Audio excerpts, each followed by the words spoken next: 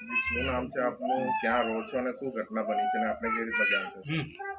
મારું નામ ચૌહાણ રાહુલ છે અને મારું ગામ એકમાં રહીએ છીએ 38-371.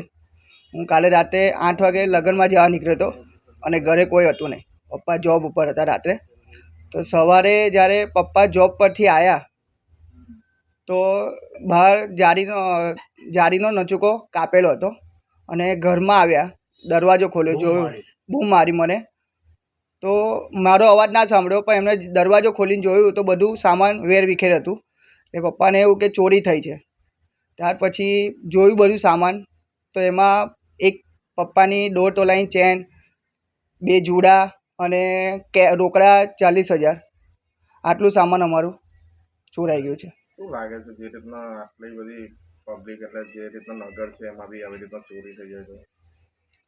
મારે તો એટલું કહેવું છે કે આવું થાય છે તો પોલીસની કાર્યવાહી થોડીક કડક કરવી જોઈએ. પેટ્રોલિંગ છે, આ છે, થોડુંક વધારવું જોઈએ.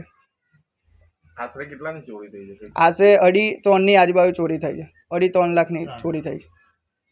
જે વખતે ઘરમાં કેટલા સભ્યો રહો છો? અને અમે ઘરમાં મેં, મારી વાઈફ, મારો સન અને મારા પપ્પા રહીએ છીએ.